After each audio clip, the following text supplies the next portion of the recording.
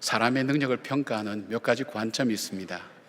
그 사람이 얼마나 머리가 좋은가, 그걸 알아보는 IQ, 여러분 흔히 말하는 지능지수, 그 다음에 그 사람의 감성이 어떠한가, 사람의 마음과 감정을 얼만큼 읽어낼 수 있고 공감할 수 있는가를 찾아보는 감성지수, 그리고 그 사람의 사회성이 얼마나 뛰어난가, 사람들과의 관계를 얼마나 잘하는가 하는 바로 이 사회성 지수.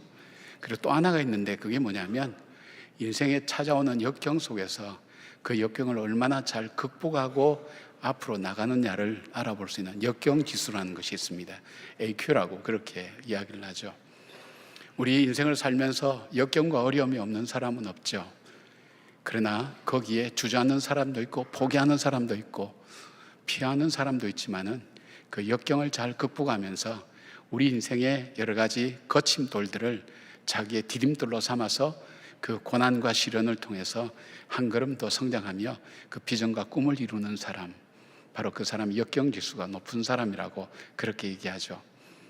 느헤미야는 우리가 이스라엘의 그 예루살렘의 성벽을 세운 사람이라고 기억할 수도 있지만, 그러나 다른 한편 자세히 이 사람을 들여다보면 이 사람은 역경을 헤쳐서 반드시 그 비전을 이루었던 사람이라고 그렇게 볼 수가 있습니다. 우리의 삶도 마찬가지죠. 이 사람의 역경이 무엇이 있었을까요? 이민 3세대, 포로 3세대로서 예루살렘의 그 상황과 형편도 잘 알지 못하는 그런 상황이었고, 자기가 있는 곳과는 1400km나 무려 떨어져 있었고, 그리고 이 성을 한번 구축하려다가 실패해서 140년간 방치되어 있었고, 그리고 반대자들도 많았고, 지금 현실적인 것은 자기가 섬기는 왕이 조서를 내려서 이 성 건축을 못하게 하는 그런 어떤 장애물들이 너무나 많이 있었습니다. 그럼에도 불구하고 그는 그 장애를 하나하나 헤쳐나오고 그 다음에 걸림돌을 디딤돌로 삼으면서 하나님의 뜻, 이 성전 건축, 성벽 건축하는 것을 이루었던 사람입니다. 오늘 저와 여러분의 삶에도 이런 어려움이 있죠.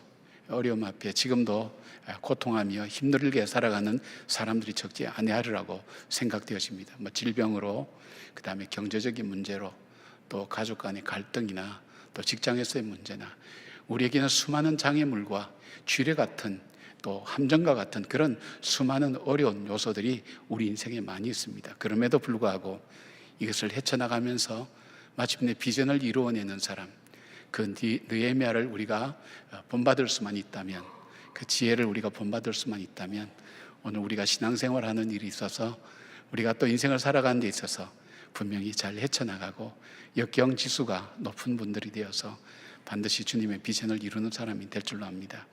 그렇다면 하나님의 사람 이 느헤미야는 자신에게 다가오는 그 문제들을 어떻게 풀어갔는가 하는 것을 통해서 느헤미야의 지혜를 우리가 함께 얻기를 원합니다. 첫 번째로 느헤미야는 언제나 하나님께 마음을 열어놓았습니다. 하나님께 마음을 연다는 것은 자기의 생각과 감정을 세상의 기준이나 사람의 반응보다도 하나님의 뜻에 두고 자신의 길을 인도하시는 하나님을 신뢰하면서 앞으로 나가는 것을 말합니다. 11절에서 12절 보니까 이런 말씀이 있죠.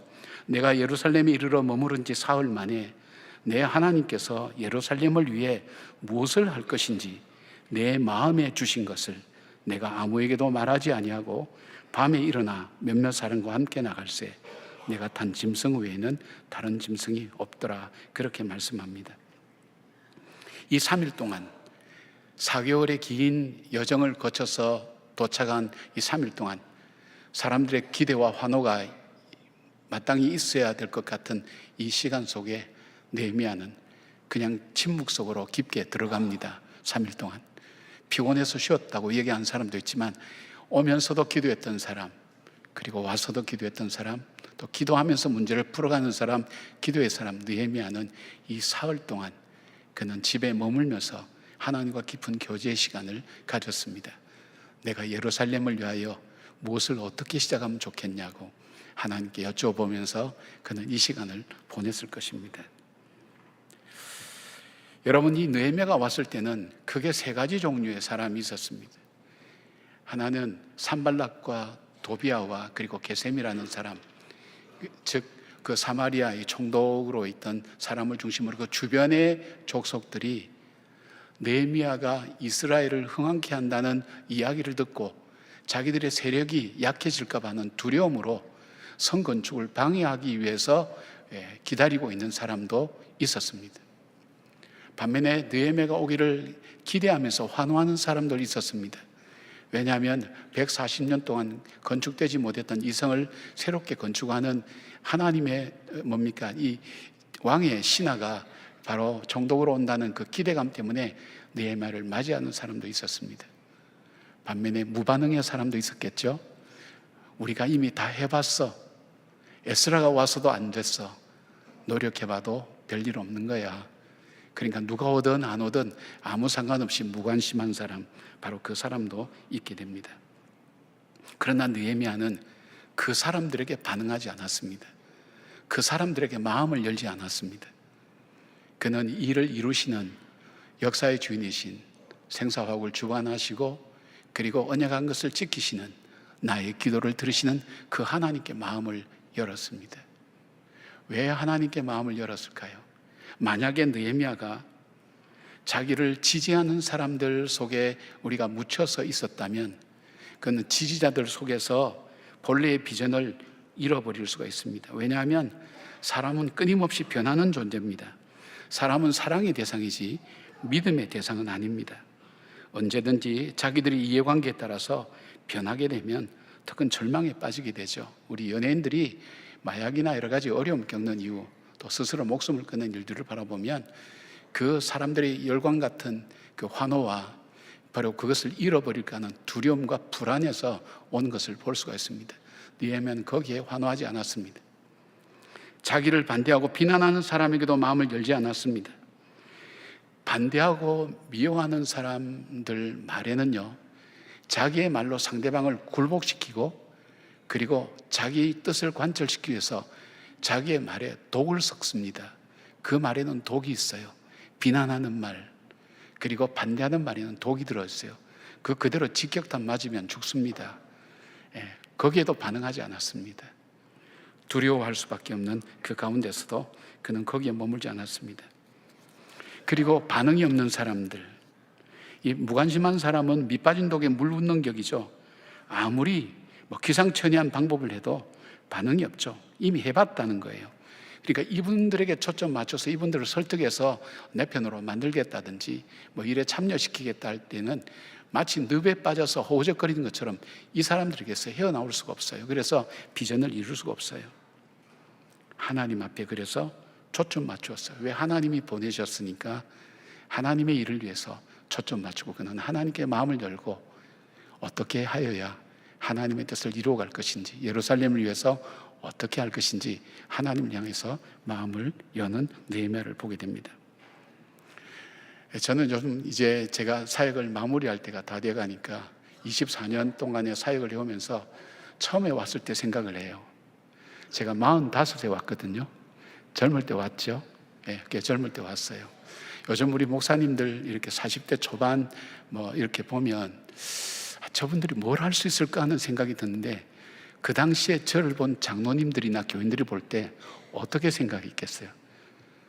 어떤 장로님이 그러시더라고요. 목사님이 왜 우리 교회에 부임하신지 압니까? 그래서 잘 모르겠는데요. 우리가 목사님이 누군지 몰라서 목사님 오시게 되었습니다. 칭찬인지 아니면 다른 얘기인지 모르겠어요. 그만큼 굉장히 의욕을 품고 있었어요.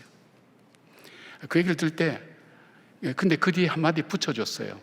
목사님, 그런데 오시고 나서 좋은 소식들이 많이 들려서 감사하다고 그 얘기를 했어요. 그게 위로는 됐지만은 굉장히 낙심되는 얘기예요. 제가 그 이야기에 만약에 귀를 기울였다면 저는 목회를 지금까지 할 수 없었을 거예요.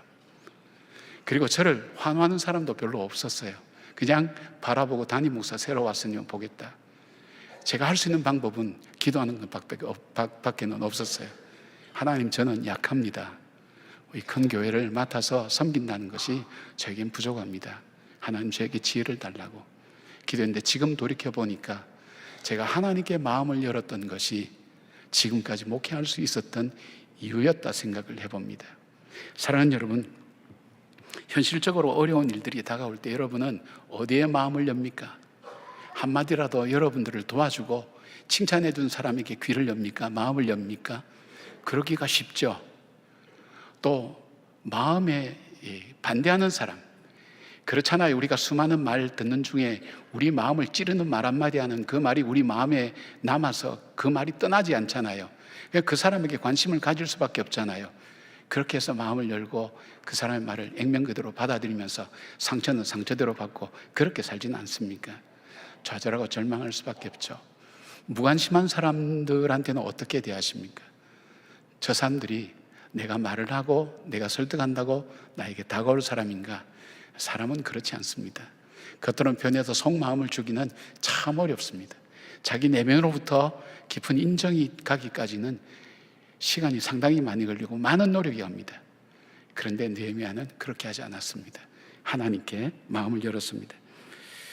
지혜자는 잠언 3장 5절 6절에 이렇게 말씀합니다.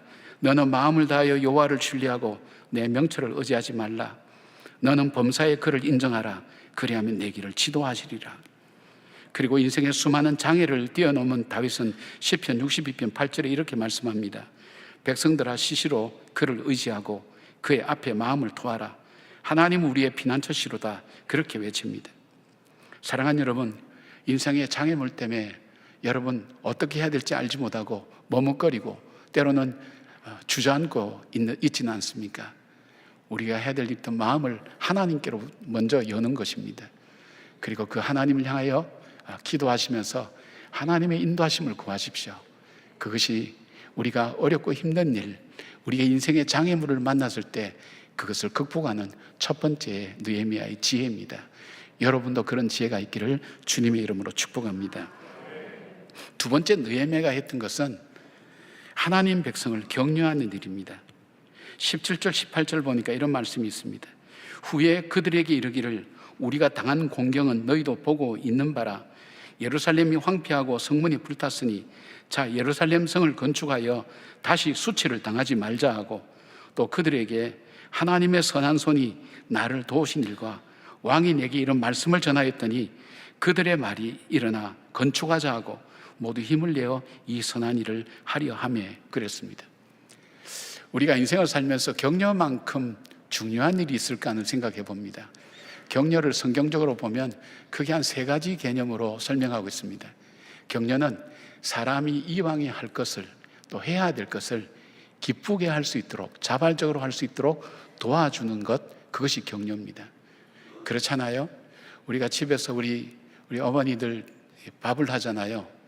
밥을 하는데 어차피 식구들 위해서 밥을 하시죠. 요즘 남자들도 많이 하니까 밥을 하시죠. 하는데 이왕에 할 걸 기쁘게 할 수 있는 게 뭘까요? 격려하는 거죠. 그럼 밥을 먹을 때 뭐 어떻게 해요? 당신 오늘 힘든데 어떻게 음식을 준비했냐고, 너무 고맙다고, 감사하다고, 잘 먹겠다고. 그런데 먹을 때마다 오늘은 간이 너무 싱거워, 오늘 너무 짜. 그러면 우리 어머니들이 내가 너무 짜게 했구나, 내가 뭐 심각하구나 이렇게 해서 마음에 반성합니까? 속으로 뭐라 그래요? 네가 해 먹어봐. 그래 잘하면 네가 해봐. 그러면서 마음에 낙심이 돼요. 그 다음에 어떻게 되죠? 하고 싶지 않아요. 그렇게 되죠. 격려라는 게 그렇게 참 중요한 거예요. 이왕에 할 걸 기쁘게 할 수 있도록 하는 것. 그 다음에 또 격려의 또 하나 뜻은 쓰러진 사람을 이렇게 세워주는 거예요. 스스로 일어날 힘이 없어요. 그러니까 이렇게 세워서 그 사람을 하여금 그 자리에 서 있을 수 있도록 해주는 것이 격려다. 그리고 또 하나 격려가 있다면 그 사람과 함께 동행하여 주는 것, 이것이 격려예요. 오늘 기도할 때 어떤 일들이 일어난다 그랬죠? 기도할 때는 하나님께서 분별력과 지혜를 주셔서 이 일을 해야 될 것인가 하지 말아야 될 것인가를 하나님께서 기도할 때 지혜를 주신다 그랬죠. 기도할 때는 또 뭐가 있다 그랬어요? 하나님께서 생명력을 더하여 주셔서 기쁘고 활력 있게 일을 할 수 있도록 하고요, 본질을 볼 줄 아는 눈을 열어준다 그랬죠. 오늘 이 느헤미야가 성벽을 건축하러 왔어요. 그런데 그가 성벽을 건축하려고 보니까 성벽이 문제가 아니에요. 이 사람들 마음속에는 오랫동안 지속되어 왔던 패배의식, 절망감, 해도 안 돼. 우리가 뭘 할 수 있겠어? 우리는 아무것도 할 수 없는 이 마음의 문제, 삶이 무너져 있는 거예요. 하나님의 백성으로서 그 삶이 무너져 있는 거예요. 이 느헤미야가 자기가 총독이기 때문에 집 지을 수 있는 나무도 갖고 왔고 총독들로부터, 다른 총독들로부터도 도움을 받을 수 있어요. 왕의 조서가 있어요. 그거 사용하지 않았어요. 왜냐하면 그게 본질적인 문제가 아니에요. 본질적인 문제는 성벽보다 더 중요한 것이 이 사람들이 성벽을 세우고 거기에서 하나님의 거룩한 백성으로 살아가는 것, 새로운 공동체를 세우는 것이 목적이라면 이 성벽은 자기 방법으로 세워서는 안 되는 거예요. 이 백성들과 함께 해야 되는 거예요. 그러니까 백성들을 격려하면서 그들이 일어나서 스스로 할 수 있도록 그렇게 지금 격려하는 겁니다. 격려의 세 가지 단계가 있어요. 제일 먼저 격려는 성벽이 무너져서 고통당하는 이 예루살렘 백성의 아픔을 공감했어요. 17절에 보니까 이렇게 합니다. 우리가 당한 공경은 너희도 보고 있는 바라. 백성들의 고통과 좌절을 우리가 당한 공경이라고 그렇게 했어요. 여러분, 그가 오자마자 아무도 모르게 불타고 무너진 성벽을 돌아봤어요. 페르시아에서 듣고 눈물을 흘렸던 그 현장을 자기 눈으로 확인한 겁니다. 성 전체 둘레가 4.5km 된다고 했는데 느헤미야는 이 골짜기 문으로 시작해서 분문과 샘문 그리고 시내를 따라서 돌아본 후에 돌아서 골짜기 문으로 돌아왔다고 하는데, 여러분 지도가 없으니까 이게 잘 모르시겠지만은 가장 처참하고 황폐한 지역을 돌았어요. 도는데 자기가 저녁에 노새나 나귀를 타고 갔는데 밤중에 그 동물도 갈 길이 없어서 그냥 자기가 내려서 자기 발로 무너진 곳을 돌아봤어요. 얼마나 처참하게 된가. 자, 보니까 아무한테도 얘기 안 했어요. 그런데 후에 백성들이 모였을 때 얘기했을 거 아니에요. 그때 무슨 마음 들어갈까요? 이 백성들이 가장 아프게 생각하는 무너진 곳을 먼저 방문한 거예요. 이분이 총독으로 왔는데 제일 먼저 한 것이 가만히 있다가 그가 한 것이 무슨 잔치를 벌이고 환영회를 열고 그러지 않았어요. 이 백성들의 아픈 마음들, 현장을 지날 때마다 울 수밖에 없었던 그 아픈 마음을 어루만지는 거예요. 그게 격려의 첫 번째 방법이에요. 공감하는 거예요. 공감하는 거예요. 저는 여러분 공감을 잘 못해줘서 죄송합니다. 설교가 좀 빨리 끝나면 좋은데 3부 예배가 좀 길어요. 제가 이 설명을 하다 보니까 길어지니까 빨리 끝났으면 하는 공감 못해요. 어떤 분들은 또 일찍 끝났다고 화내는 분도 있더라고요. 내가 그 시간 유일하게 자는 시간인데 그 시간을 줄이냐고 다양한 분들이 있더라고요. 근데 두 번째는 어떻게 했냐면 예루살렘 성을 건축하여 다시는 수치를 당하지 말자 그렇게 얘기하면서 이스라엘 백성들의 정체성을 일깨워 주었어요. 오늘 고대 근동에서 성의 주인은 신이었어요. 그러니까 이 예루살렘 성의 주인은 누구예요? 하나님이에요. 근데 하나님의 성이 회파되고 회포되고 무너져 있단 말이에요. 그렇다면 어떻게 해요? 하나님의 이름이 짓밟히고 있다는 것. 그런데 우리는 하나님의 종이다. 하나님의 백성이다. 우리가 하나님의 이름을 높여야 되지 않겠느냐? 하나님이 수치를 당하고 있는 거나 마찬가지 아니냐? 우리가 해야 될 일이 이 일이 아니냐? 정체성을 일깨워주는 거예요. 내가 왜 이 일을 해야 되는지 그 근본적인 동기를 부여하는 거예요. 그것이 격려예요. 아, 내가 해야 되겠구나. 우리가 해야 되겠구나. 그렇게 얘기하는 겁니다. 하나님의 이름을 다시 세우고 하나님의 이름을 높여야 된다는 것을 말하고 있습니다. 그래서 주기도문에도 하늘에 계신 우리 아버지 이름을 거룩하게 하시며 그런 우리가 기도가 있지 않습니까? 하나님의 이름이 나를 통해서 이루어지도록 거룩하게 이루어지도록 하는 것이 바로 우리의 사명이라는 것. 세 번째는 하나님의 선한 손이 자기를 도운 일과 이로 인해서 아닥사스다 왕이 자기에게 했던 모든 말을 전했습니다. 아마 느헤미야가 자기가 금식을 시작하고 울면서 금식 시작했던 얘기부터 시작했을 거예요. 4개월 동안 기도했는데 아무 반응이 없었다. 그런데 그 왕이 자기의 사적인 모임에 나를 초청해서 왕이 먼저 얘기했다. 얘기하면서 나로 하여금 너가 왜 수심이 가득하냐, 그리고 너가 필요한 게 뭐냐를 물어보고 요청하는 것도 다 들어주셨고 이 예루살렘 성을 건축하라고 그렇게 명령도 하셨고 목재 건축도 다 보내주셨고 뿐만 아니라 너희들이 보는 저 군대와 저 마병들 저들까지도 호위하여서 나로 하여금 총독으로 여기 오게 했다는 과정, 하나하나의 과정 속에 하나님께서 기적적으로 역사했던 것, 하나님의 선한 손이 도우셨다는 것. 사랑하는 여러분 지난날 살아온 날들을 쭉 한번 돌아보십시오. 제가 가끔 이제 설교 시간에 간증도 하고 하는 이유가 뭐냐면, 저도 인생의 절벽 앞에 섰을 때에, 인생의 벽 앞에 섰을 때 떨어지면 낭떠러지 갈 수밖에 없는 상황 속에서 하나님께서 어떻게 내 마음을 주장하시고 내 삶을 인도해 오셨는가 하는 것을 생각할 때마다 아찔아찔할 때가 너무 많은 거예요. 순식간이에요. 근데 그때마다 하나님께서 붙들어 주셨어요. 그것을 여러분에게 말씀하는 거예요. 그 하나님이 나의 하나님이 아니라 여러분의 하나님이요 우리의 하나님이라는 사실을 일깨워주면서 하나님의 선한 손이 돕는다는 것으로 그들을 격려했어요. 바로 이 가슴 속에 불타는 뜨거운 마음을 그들에게 불을 붙이는 거예요. 백성들 마음속에 그 불이 붙었어요. 아, 이 일이 우리의 일이다. 우리가 다 같이 일어나서 우리가 함께 이 일들을 이루어 나가자, 그렇게 얘기합니다. 사랑하는 여러분, 우리가 인생을 살면서 격려의 말을 많이 들으셔야 됩니다. 많이 들으셔야 많이 할 수가 있습니다. 느헤미야는 하나님께서 아닥사스다 왕을 통해서 격려의 말을 참 많이 들었습니다. 하나님께 받은 그 격려의 말, 그 격려를 바로 이스라엘 백성에게 전하는 것입니다. 그래서 집에서도 서로 격려하는 것이 참 중요합니다. 아내와 남편을 격려하고 자녀들을 격려할 때 그 자녀들이 그 말 때문에 자기가 해야 될 일인데 못하고 있었던, 두려워했던 일들을 하는 역사가 일어나고, 쓰러져서 아무것도 하지 못한다고 할 때 일어서서 그 자리에 설 수 있도록 해주고, 그리고 함께 걸어가면서 그 길을 끝까지 그 길을 갈 수 있도록 도와주는 역할들, 그 일들을 많이 하셔야 돼요. 여러분이 격려의 말을 많이 들으셔야 돼요. 많이 들어야 할 수가 있어요. 바로 이 느헤미야는 이 격려의 말을 했어요. 왜요?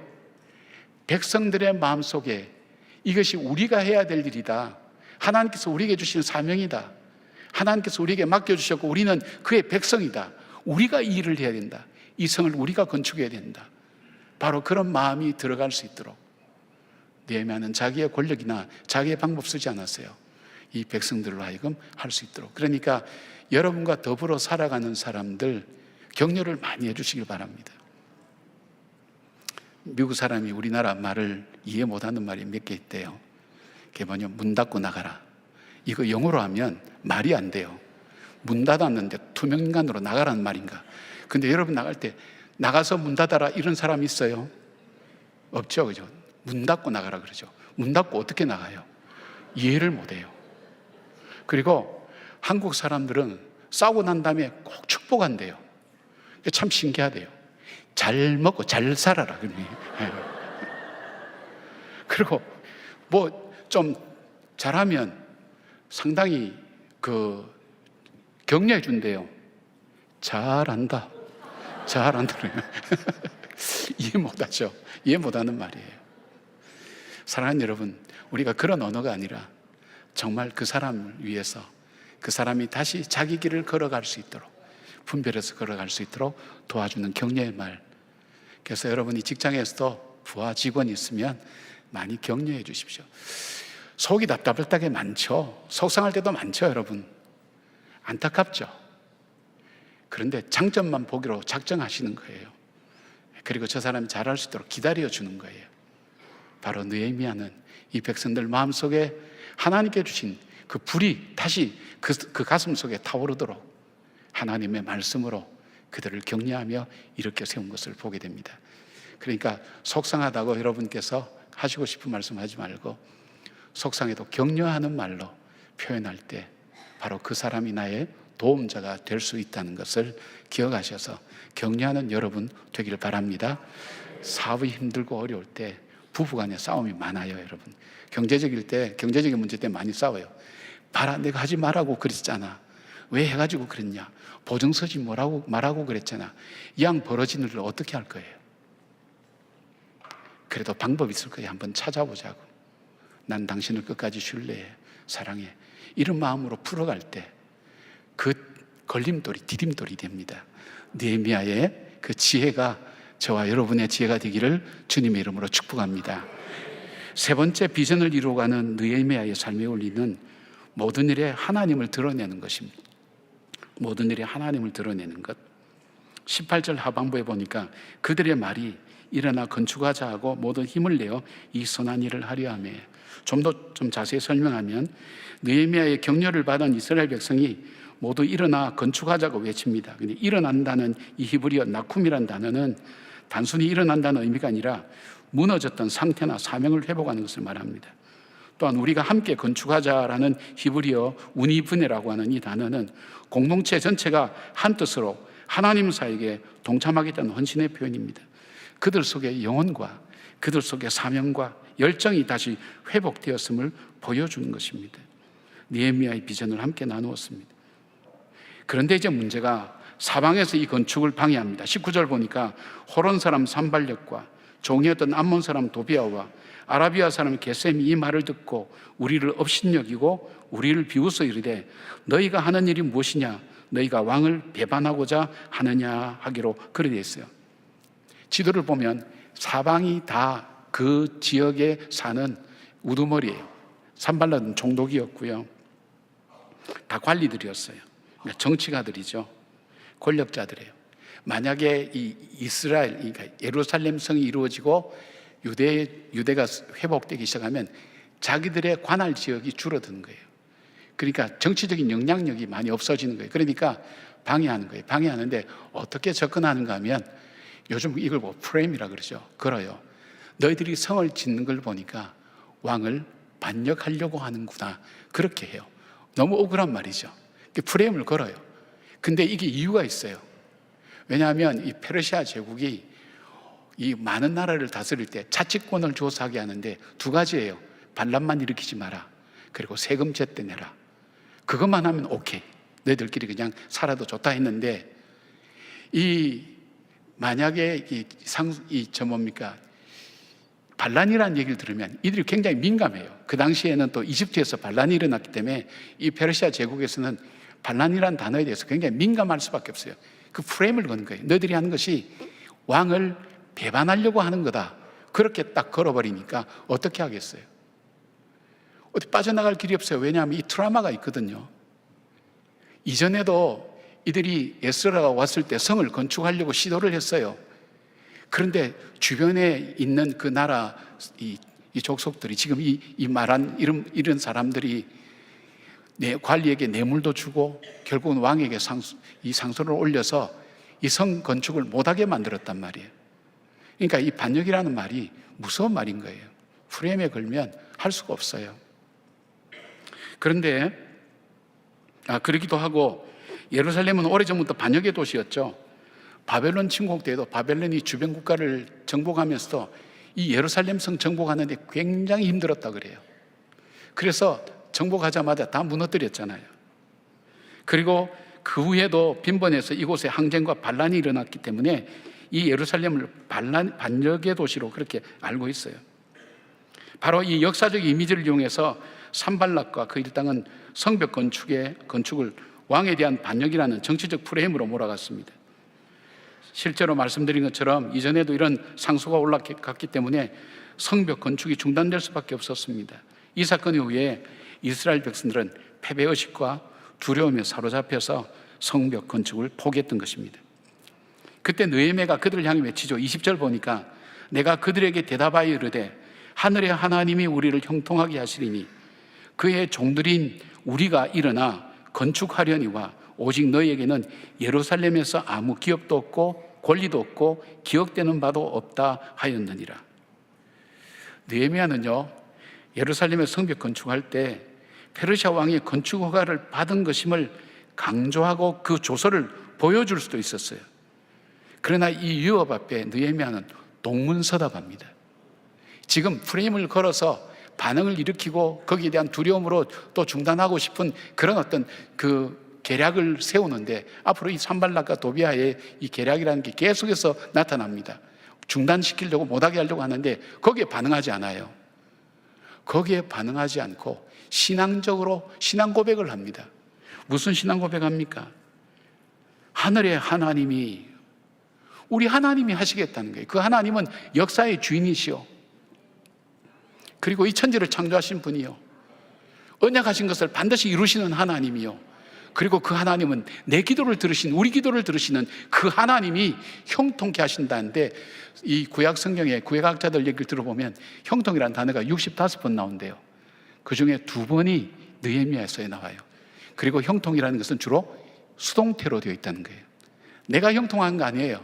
하나님께서 형통하게 만드시는 거예요. 하나님께서 하신다는 거예요. 그것을 선포하는 거예요.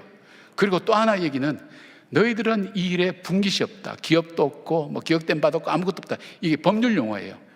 그러니까 법적이든 신앙적이든 종교적이든 아무 고난이 너에게 없다는 걸 선포하는 거예요. 근데 여러분 한번 보세요. 만약에 이 느헤미야가 이 사람들이 프레임 걸 때 거기에 응답했다면 그 논쟁이 일어나면서 무슨 일이 일어났을까요? 결국은 이스라엘 백성들 사이에 분열이 일어나요. 그걸 꾀했던 거예요. 분열도 일어나고 성을 건축하자는 동력도 떨어지게 돼 있어요.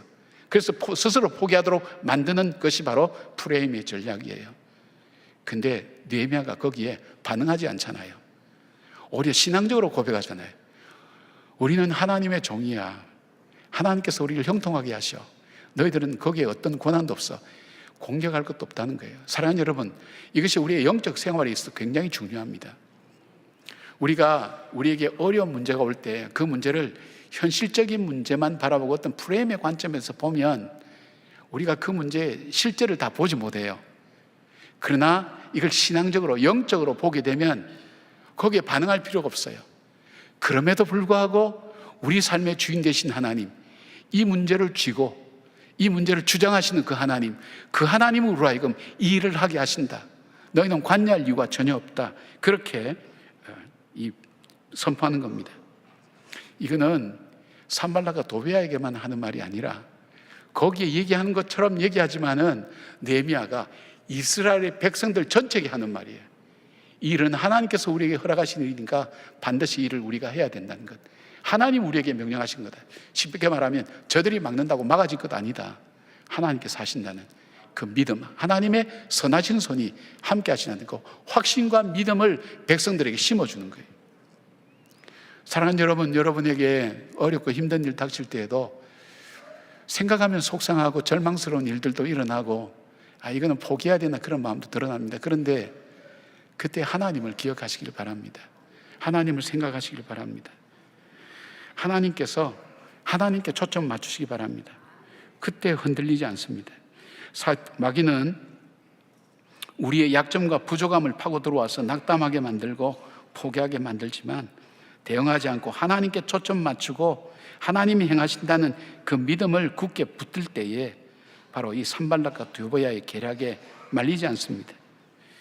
시편 기자는 시편 118편 6절에 이렇게 말씀합니다. 여호와는 내 편이시라 내가 두려워하지 아니하리니 사람이 내게 어찌할까. 사단은 기가 막히게 거짓말과 이간질과 더러운 일로 우리의 마음을, 우리의 약점을 너무나 잘 알고 파고 들어옵니다. 근데 거기에 반응하지 말기를 바랍니다. 거기에서 어떤 어떤 말씀을 붙잡아야 됩니까? 여호와는 내 편이시라 내가 두려워하지 아니하리니 사람이 내게 어찌할까. 여러분, 우리가 두려움에 자지러울 때 이렇게 선포하십시오. 어둠의 영아, 하나님이 주신 평안을 내게 빼앗길 아무런 이유가 없다. 내가 차지할 몫은 아무것도 없음을 선포한다. 그렇게 대적하십시오. 우리는 하나님을 믿을 때, 예수 그리스도를 믿을 때 하나님의 자녀에게 주신 권세를 주셨다 그랬어요. 권세를 사용하시길 바랍니다. 세상적인 방법으로 그대로 응답하는 게 아니라 하나님의 권세를 사용하여서 그 일들에게 우리가 세상적으로 말하면 동문서답 하듯이 그 대답에는 하지 않는 거예요. 신앙적으로 우리의 신앙을 다시 한번 붙드는 계기로 삼고, 이러니까 내가 하나님을 더 믿어야지, 하나님 약속을 더 굳건하게 붙들어야지, 하나님께서 우리에게 주신 이 약속 결코 변치 않아, 지금까지 어려운 일도 헤쳐왔는데 지금도 헤쳐나갈 수 있을 거야. 이 믿음을 서로 나누고 격려하고 선포할 때에 하나님께서 그 일을 도우시는 것을 보게 됩니다. 사랑하는 여러분, 우리 삶에도 무너진 곳 많죠. 여기저기 무너져 내리는 소리가 들립니다. 우리나라도 지금 무너져 내리는 소리가 들리는 것 같아서 너무 마음이 아픕니다. 회복돼야 될 것이 너무 많이 있죠. 느헤미야는 불가능했던 예루살렘의 성벽을 건축하고 이스라엘 공동체를 회복시켰습니다.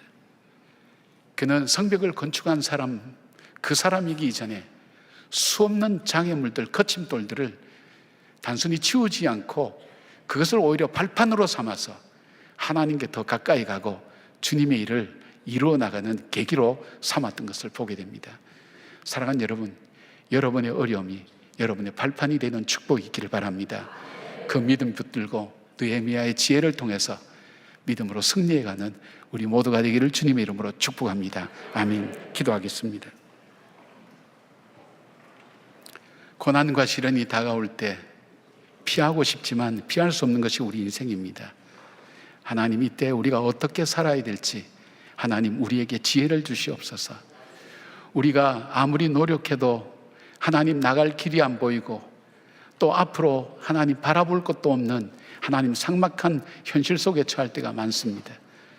그러기에 오히려 주님을 또렷이 바라볼 수 있도록 도와주시고 어둠 속에 작은 빛이 더 빛나듯이 주님의 빛을 따라 나갈 수 있도록 도와주셔서 주의 말씀이 내 발의 등이요 내 길에 빛이 되게 하여 주셨고 우리와 하나님이 함께 하시는데 내가 누구를 두려워하리요 하는 담대함으로 이겨나가는 저희들 되게 하셔서 느헤미야의 영적 지혜가 우리의 삶의 지혜가 될 수 있도록 하나님 함께하여 주시옵소서. 예수님의 이름으로 기도드리옵나이다. 아멘.